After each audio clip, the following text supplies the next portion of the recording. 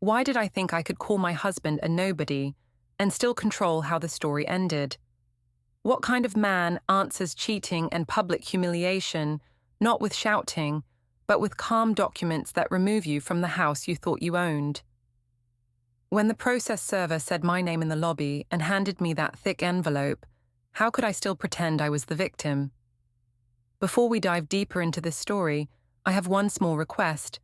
Please subscribe, drop a like, comment, and hit that hype button to boost this channel so more people can discover these incredible stories.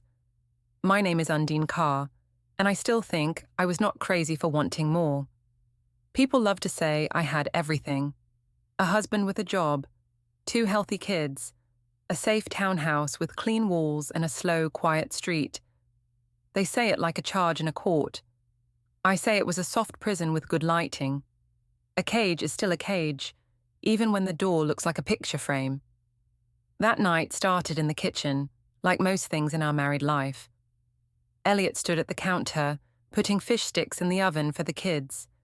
He checked the timer twice. He asked if I was going out after work drinks again. I said it was a team thing and I had to go. He frowned at the tray, not at me, and said the kids missed me at bedtime. I told him he was being dramatic, that it was just one evening, even though it had been 3 this week. The kitchen felt small when he was like that, his shoulders tight, his voice flat. He did not shout. That almost made it worse. Shouting would have meant he cared. Instead, he talked like a manager in a meeting. He said the budget was tight. I said I earned my own money. He said we should think about saving more. I said nobody wants to die with a big bank account and no fun memories. He looked at the floor and nodded, like he had lost before we even started. On the fridge, next to Lena's drawing of a crooked house, there was a small sticky note in his neat print. It said, "Meeting, personal, 3:45, downtown." I noticed it when I reached for my bag. I teased him that he finally had friends. He said it was just an errand. His face closed a little, like a door just pushed to. At the time, I barely thought about it. I assumed he was doing more boring things with taxes or cables. I went upstairs to change. The mirror in our bedroom showed me under that ugly yellow ceiling light, but my dress still looked good. Tight, black, short enough to matter. I put on red lipstick and sent a picture to my sister Mara. She replied that I looked like trouble, in a good way. I sent another picture, framed so you could not see Elliot's boring grey t-shirt in the background. I did not want that in my story. When I came down, Elliot was helping Max with his fork. Lena sat with her workbook open. He asked if I could at least read the bedtime story when I got home. I said I would see how late it was, because I did not want to promise. He said the kids needed routine. I said they needed a mother who still felt alive. I thought that line was clever. I even saved it in my mind, in case I wanted to use it in a post one day. I kissed the kids on the heads and gave Elliot a quick, dry kiss on the cheek. He smelled like dish soap and tiredness. He asked if I had enough cash for a cab. I said I was fine and reminded him my card worked just as well as his. He did not answer. As I picked up my clutch, I noticed his laptop open on the small table by the sofa. On the screen there was a spreadsheet, just rows of dates and short words. Late, bar, sitter, Uber. I asked if he was planning a party. He said it was for work. I laughed and called him a nerd. It felt good to say it in front of the kids, like I was showing them I was still the fun one. The rooftop bar was already busy when I arrived. Warm air, music, girls in dresses like mine, men in shirts with too much cologne. My co-workers waved me over. Rafe was there, leaning on the rail, city lights behind him. He raised his glass when he saw me. He said I was late. I said I had a husband who counted minutes like coins. The group laughed. I liked that sound. It felt like proof I was right about him. I ordered a drink on the company card. One girl asked where my husband was. I said he was at home with fish sticks and spreadsheets. The table laughed again. Someone asked if he was mad I went out so much. I said he did not mind. He was just boring. I said he should be grateful I still came home at all. Rafe chuckled and said lots of men would kill to have my kind of wife. I told them Elliot did not even know what he had. Every laugh was a little vote on my side. A bit later, I saw Elliot at the far end of the bar. For a second I thought I was wrong, but it was him, in his one good shirt, holding a beer like it might break. He had come after all. Mara had told him he should show up sometimes, be part of my world. I had not expected him to listen. He walked toward our group, slow and careful, like he was stepping into water. My co-workers went quiet for a moment, then Rafe smiled and stuck out his hand. He told Elliot it was nice to finally meet him. Elliot said they had met once at the office open day. Rafe pretended to forget, which I thought was a bit rude, but the others seemed amused. Someone joked that Elliot looked like he did everyone's taxes. I laughed too loudly and said that was true. He was our personal IT guy, an accountant and babysitter. I watched his face fall, then fix itself. He said he should get back home soon because the babysitter was only booked until 9.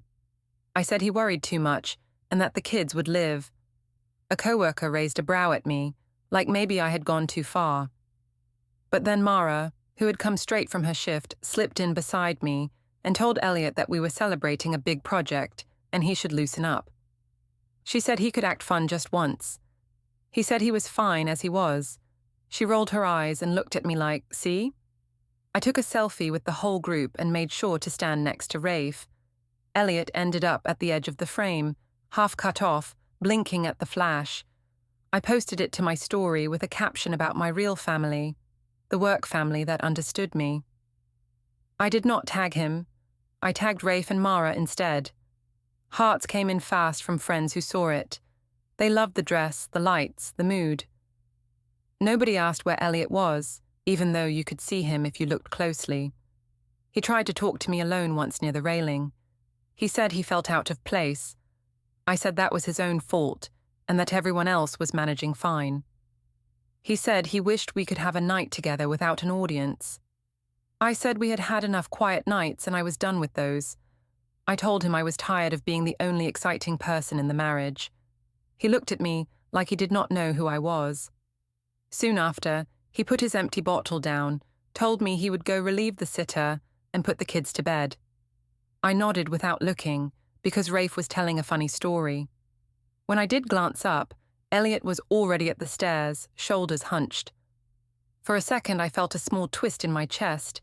Then Mara nudged me and said I should stop worrying about him and enjoy myself. I told her I was not worrying.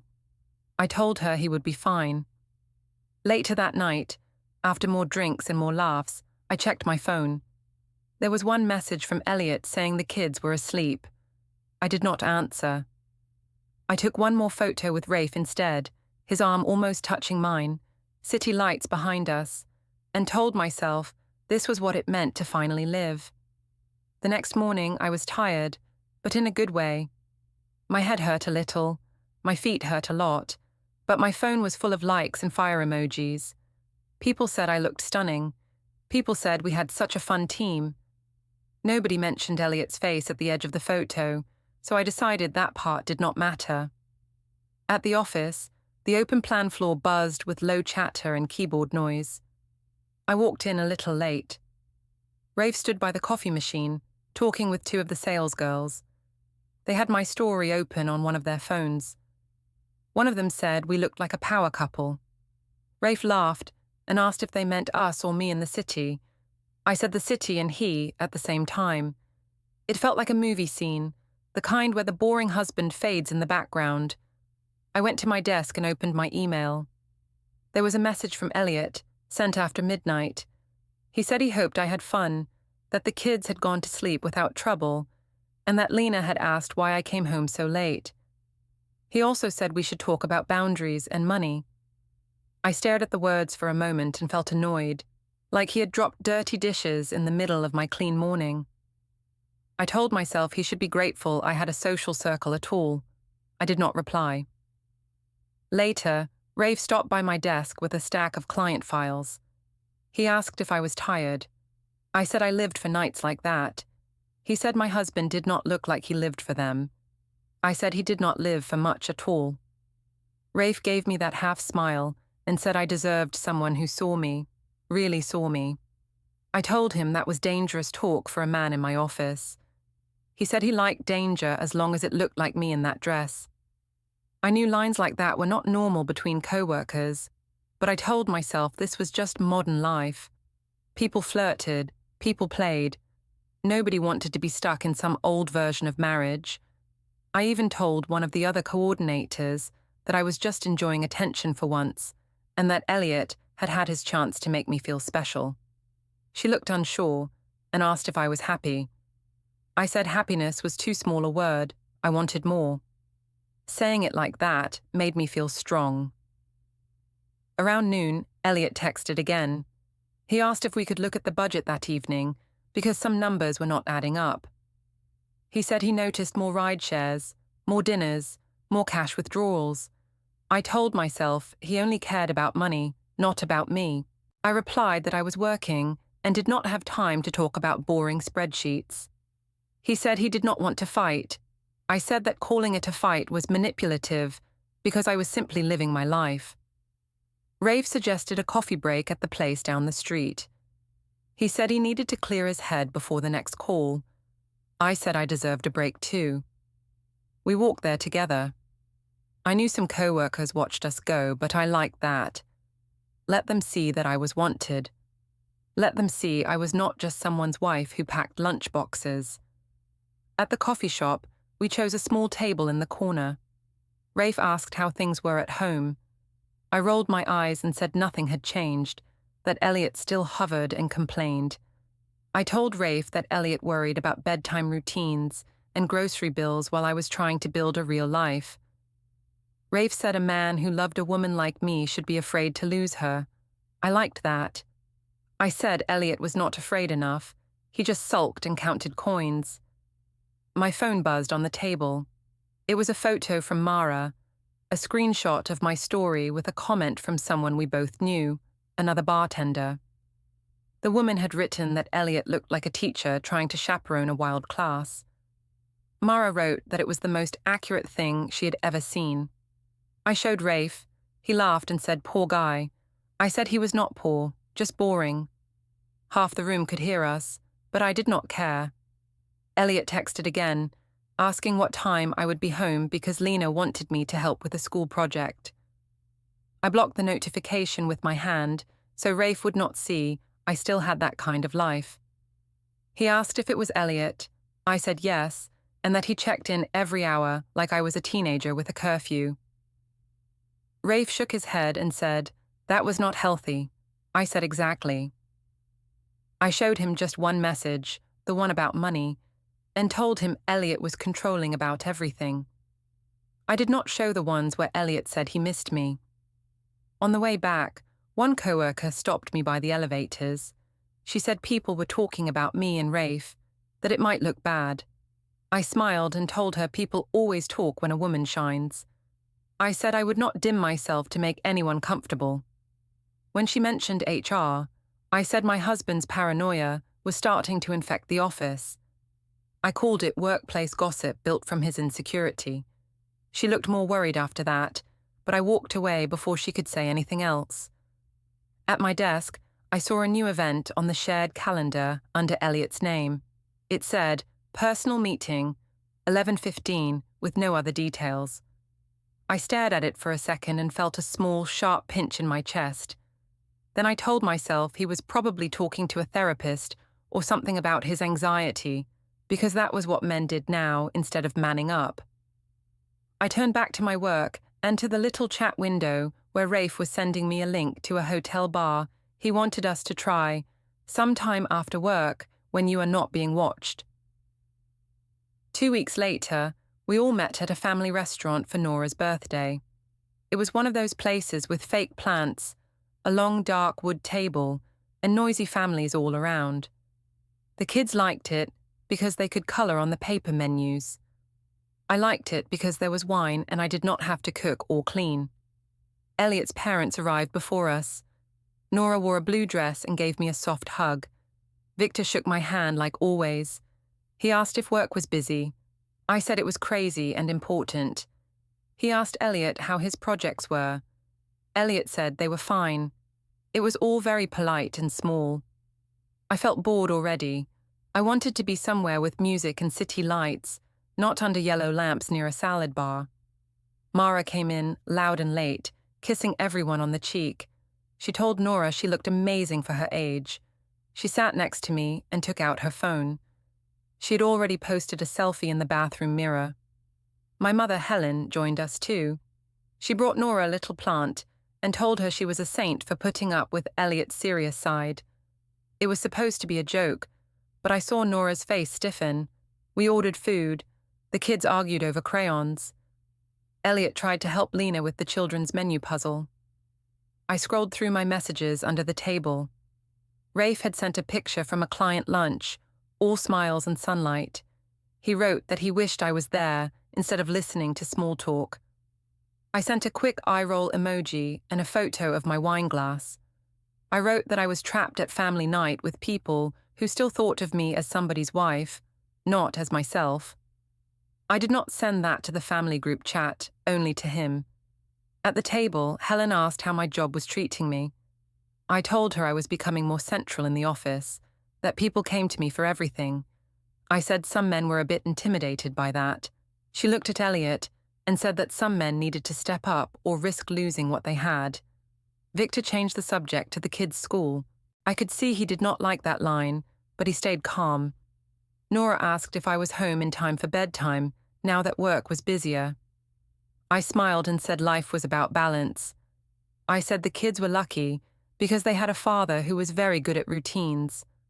I made it sound like praise, but it was really a dig. Mara laughed and said Elliot was like a live-in nanny. Elliot gave a small smile and said he did his best. Hearing him say that made me feel both guilty and annoyed. I pushed the feeling away. As the food came, the talk turned to weddings and anniversaries. Mara joked that nobody wanted old-style marriage anymore. She nudged me and said I was the modern one. I told everyone that in my friend group, women did not stay with a man just because they had kids. I said you stayed if you were growing together, and if not, you had the right to move on. The table went quiet for a second. Nora looked at her plate. Victor sipped his drink. Elliot stared at his fork. He later asked, in his calm way, if we could not talk about leaving each other on his mother's birthday. I said I was just speaking in general, and that he was being sensitive. I said adults should be able to handle real talk. Mara agreed loudly, and said some people could not handle strong women. Helen nodded and patted my hand. It felt like a small team behind me. I liked that more than I liked Elliot's careful eyes. Halfway through the meal, I got a text from Rafe. He asked how the family circus was going and sent a clown emoji. I bit my lip to hide a smile. Then I did something that felt funny at the time. I typed that my husband was nobody, just background noise, and that I would leave him as soon as it made sense. I said Rafe was my real person now. It was half a joke, half true, and I loved how wild it sounded. I hit send without thinking. I felt bold, like I was writing my own movie script. To make it more dramatic, I slid my phone down next to my plate face up. A second later, I heard the little buzz of a new message from him, but before I could check it, Nora asked if we could take a family photo while the kids were still in a good mood. She said she wanted one with both of us and the grandchildren. Elliot reached for my phone and said he would take the picture with it because it had the best camera. I waved a hand and said sure, because it did not matter to me. My mind was still half on Rafe's last text. I pulled the kids in closer and smiled wide. Helen and Nora stood behind us. Mara leaned in from the side. It was the perfect fake happy family pose. While he was lining up the shot, my screen lit up with the preview of the message I had just sent. In the small banner at the top, above all of our faces, you could clearly read Rafe's name and my words. He's nobody. I'll leave him soon. The flash went off. I saw Elliot blink at the screen, then his face went blank, in that way he did when he did not want to show anything. He did not say a word. He just saved the picture and handed the phone back to me. I did not notice any of that then.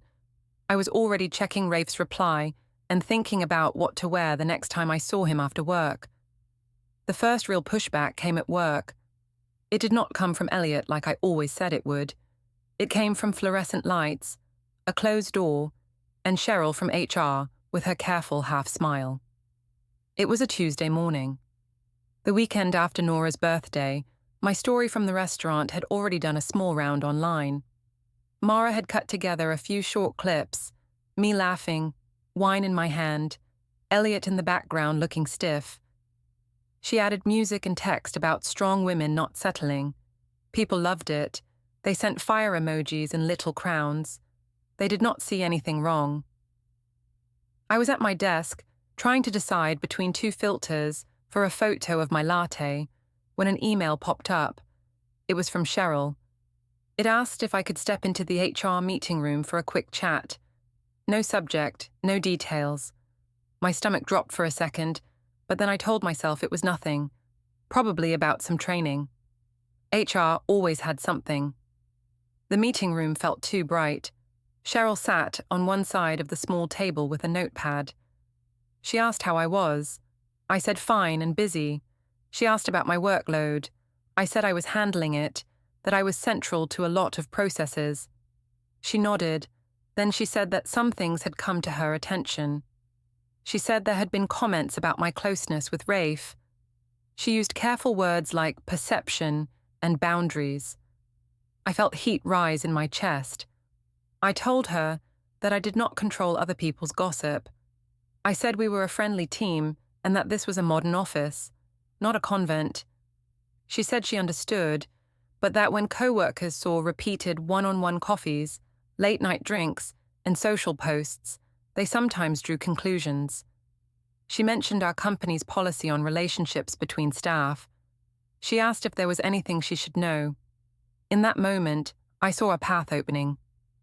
Blame Elliot. It was almost too easy. I took a deep breath and told her that my husband had become very insecure. I said he was suspicious of every man near me, including Rafe. I said he had probably made little comments that spread because he could not handle my success. I told her I was just doing my job and getting support from a colleague, and that my jealous husband energy should not be held against me at work. Cheryl looked uncomfortable. She said she did not want to get in the middle of my marriage. She repeated that they only wanted to make sure no one felt pressured or uncomfortable. She asked if Rafe had any power over my position. I said no, even though I knew he had influence with the directors. She wrote something on her pad. She said there would be a short note on file about the conversation. Nothing formal, just a record. I hated that word, record. It sounded heavy. I left the room with my chin up. On the way back to my desk, Rafe caught my eye. He had seen the email too. He asked if everything was okay. I said it was fine, just boring HR stuff. When I told him quietly what it was really about, his smile slipped a little. He said people must be talking a lot. He said we should maybe be more careful for a while, at least at work. I did not like that. I asked if he was backing out. He said he was just being smart. For the first time, I felt him step half a foot away. The rest of the day, I felt watched. When we went for coffee, I kept my chair a bit further from his. When we came back, I checked to see who noticed. I thought about Elliot. I decided this was his fault. At lunch, I told one of the girls that HR had called me in because of my husband's drama. I said he had been telling people he was worried, like I was some cheating stereotype. I made a joke about how some men want their wives hot and social, but then freak out when other people notice. She laughed, but it was weaker than before. That evening, I drove to my mother's house. I did not want to go straight home. Helen's house was small and warm, with old furniture and the smell of spices. She loved when I visited. She always said it made her feel needed. She put tea on the table and asked why my face looked tight. I told her HR had pulled me in because of rumors. I said people at work were jealous and small-minded. Then I said I knew where it started. I told her Elliot had been following my spending, my time, my location. I said he had become controlling, that he checked my phone, that he questioned every cab ride. Some of that was twisted, some of it was half true. He did ask about money. He did look at times, but I made it sound like a dark pattern. I said he was trying to ruin my image at work by planting ideas. Helen frowned and shook her head. She said she never liked that serious streak in him. She said a man who could not keep a woman happy should look in the mirror before pointing fingers. I let myself cry a little. It felt good, easy. I said I had been so loyal, that I had given him children, that I was just now starting to feel alive again. I did not mention Rafe's name. I called him a friend. I said this friend only listened when I was sad, and that people were twisting it. Helen asked straight out if anything had happened. I hesitated, then I said there had been a few harmless kisses, nothing more. I said I only did it because I felt dead inside at home. Saying it like that made me sound like the wounded one. Helen's expression changed for a moment. She looked almost scared. Then she sighed and said life was complicated and that Elliot should have stepped up before things got to that point. She told me to be careful, but her tone still blamed him. She asked if he knew. I said he only knew what he wanted to know, that he twisted everything to make me look bad. I did not mention the text from the restaurant, my exact words to Rafe. I told her Elliot was obsessed with his spreadsheets and bank statements. I said he cared more about numbers than feelings. When I left, it was already dark. Helen hugged me and said I deserved passion, that she never had it with my father either. She told me to think of the kids, but also of myself. In the car, I checked my phone. Elliot had sent a short message asking when I would be home, saying he had questions about some late-night charges and that he wanted to talk after the kids were in bed. His calm tone made me angry. I told myself he was building a case, not trying to understand. At home, the house was quiet. The kids were asleep. Elliot sat at the dining table with a neat stack of papers in front of him, a pen, and his laptop open to that same spreadsheet. A folder lay on the side, labeled household in his careful print. He looked up when I came in. He said we needed to go through some things. I said I was tired from defending myself all day at work. I told him he was the one making problems. His eyes went to the clock, then back to me. He said he was just trying to look at facts. I hated that word almost as much as record. Elliot sat very straight at the table. He tapped the pen once, then put it down.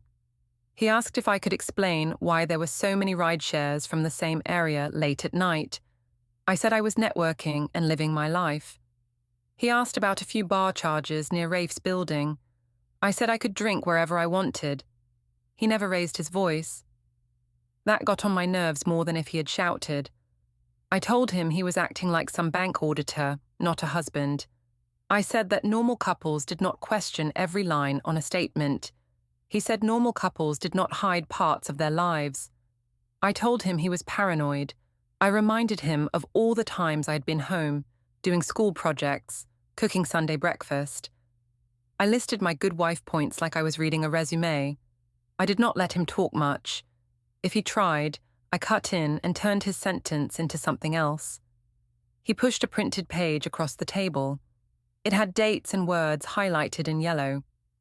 He said he had started tracking evenings when I said I was at the office, and evenings when my work badge had logged me out early.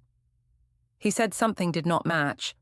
I laughed and said he sounded like a crime show. I told him he was embarrassing himself. I did not look at the page for more than a second. He asked about the night of his mother's birthday, about the bar across the street. He asked if I had gone there with Mara or with someone else. I said it was none of his business who I had a drink with. He said it was his business if his wife was lying. I told him he was being controlling and old-fashioned. I said women have friends now, and not everything is an affair. The word affair tasted dramatic and wrong, so I said it like a joke. He sat back and looked at me in a way I did not like. Very still, very clear. He said he was tired of feeling crazy. He said he was tired of hearing me tell one story at home, and another in front of other people. I asked what that was supposed to mean. He said at the restaurant, I had told Rafe by text that he was nobody and that I would leave him soon. My stomach lurched. I tried to keep my face calm. I told him he was imagining things. He said he had seen the message in the photo he took on my phone. He said the screen had shown the preview. He described it word for word. I felt hot. For a second, I wanted to grab his laptop and throw it, but I didn't. Instead, I laughed. I told him he had misread it. I said it was just dark humor between friends. I said nobody meant anything in that context. I asked him why he always took my jokes literally. He did not argue back like he used to. He just nodded once, like a box had been ticked in his head. Then he quietly closed the folder and said, we did not need to keep talking if I was not going to be honest. That hurt more than any insult. I told him he was walking away from the marriage by refusing to talk. I said I was the one trying to work on things. He did not answer. He just slid the papers into the folder, marked household, and put it in the drawer by the sideboard. I heard the little click when he turned the key. After that, he changed. Not in the loud way I always said I feared. He did not yell. He did not break anything. He just pulled back, piece by piece. He started sleeping in the guest room some nights, saying he did not want to keep me awake with his tossing and turning. He stopped asking where I was every hour. He did not ask at all. At first I thought that meant he had accepted my freedom, and I felt a sort of victory. Then I realized he had moved me out of his circle in his mind. That bothered me more than I wanted to admit. Our friends noticed something was off, but I told my version. I said Elliot was punishing me with silence. I said he had pulled away because I dared to push for more in life. I made it sound noble, like I was a brave woman in a story. Mara said I was too good for him anyway. She said maybe him backing off was a blessing. Helen said men retreated when they knew they were wrong. Nobody asked if I was wrong. Then came the engagement party for one of our couple friends. It was at a community hall with fairy lights and a cheap DJ. Everyone was dressed up. There was a long table full of snacks, a little bar in the corner, kids running around with balloons. I went alone at first, in another short dress, hair styled like for a night out. Elliot said he would come later with the kids after he dropped something off at his parents' house. I did not think much about what he was dropping off. Rafe was there too. He had been invited through mutual friends. When he walked in, some people glanced between us. I pretended not to see. He came over and said I looked amazing. I said he cleaned up well. We stayed a reasonable distance apart, but the air between us felt thick. I knew people were watching. Part of me liked that. I wanted them to see that I had options, that I was not chained to one man. When Elliot arrived with the kids, I was at the bar, laughing with Rafe and another couple. Lena ran to me and hugged my legs. She said Daddy let her pick the music in the car. Elliot walked over slower, carrying Max. He greeted everyone politely. Someone asked if he was okay with the work husband being here, in a joking tone. I waited for him to blush or stumble. He just said he hoped everyone enjoyed the party. I felt annoyed that he did not give me anything to push against, so I made my own moment. Later in the night, in a small circle near the bar, I told a few people that my real partner was basically Rafe now, that Elliot was just the guy on the mortgage. They laughed, half shocked, half amused. I said it low, but not that low. I could see 2 phones up, people filming little bits of the party. It felt dangerous and powerful to say it. I forgot Elliot was only a few steps away. He turned his head at just the wrong time. I saw his face when the words hit him. It did not twist or break, it just went very still. He blinked once. I rushed to cover. I told him I was making a joke, that people knew I did dark humor. I said he was being oversensitive again. I said if he acted more like a partner, maybe people would not think I meant it. I turned the blame on him as easily as breathing. He did not argue there, in front of everyone. He said we would talk later, at home. His voice was calm, flat. That annoyed me more than if he had made a scene. I told our friends he always threatened talks when he felt insecure. I rolled my eyes, and some of them smiled along, but it was weaker this time. A few of them drifted away to stand near him instead. I noticed that and felt something sharp and cold under my ribs. A week after the party, a mutual friend slipped up. She mentioned seeing Elliot downtown in that glass building a few times, always in the afternoon. She said she hoped everything was okay. I smiled like it was nothing, but inside, something lit up. That had to be his personal meeting. For a moment, I thought maybe he actually had someone else. Part of me was almost glad. If he cheated back, I could finally say we were even. That idea grew all day. I watched the clock at my desk. At 3:30, I grabbed my bag and told my boss I had a quick appointment. My heart pounded as I drove downtown. I pictured catching him in the lobby with some woman, maybe even a coworker. I imagined the message I would post, the story I would tell. Poor me, the wife who tried so hard, only to be betrayed. The office tower lobby was bright with glass and stone. People moved in and out with briefcases and coffee cups. I scanned the space, looking for Elliot. Then I saw him near the elevators. He was not with another woman. He was with his father Victor, a short woman in a neat suit, and a man holding a clipboard. For a second, I did not understand. Then I saw the name on the wall behind them. It was a law firm. The woman in the suit was clearly a lawyer. Elliot looked different. Not bigger, not louder, just more solid. Calm. When he saw me, he did not look surprised. I walked straight toward them. I spoke too loud. I asked what he was doing here, why he needed lawyers, whether he was trying to steal the house. People nearby turned their heads. I said he was punishing me for being honest about my feelings. I said I had stayed for the kids. I could hear my own voice shaking. The man with the clipboard stepped forward. He asked for my full name. I snapped that he knew who I was. He repeated the question, very polite. When I said my name, he held out a thick envelope and said it was for me. I froze, then snatched it from his hand. On the front I saw it, petition for dissolution of marriage, my name under respondent, Elliot's under petitioner. There were other pages too. Temporary orders, exclusive use of marital residence, awarded to Elliot Carr. Parenting schedule, set days, neutral exchange point, financial statements, exhibits listed in small print. My eyes jumped over words, screenshots, social media posts, bank statements, witness accounts. I saw dates that matched my nights out, quotes from my own messages to Rafe. He's nobody. I'll leave him soon. The party clip where I called Elliot just the guy on the mortgage. I looked up at Elliot.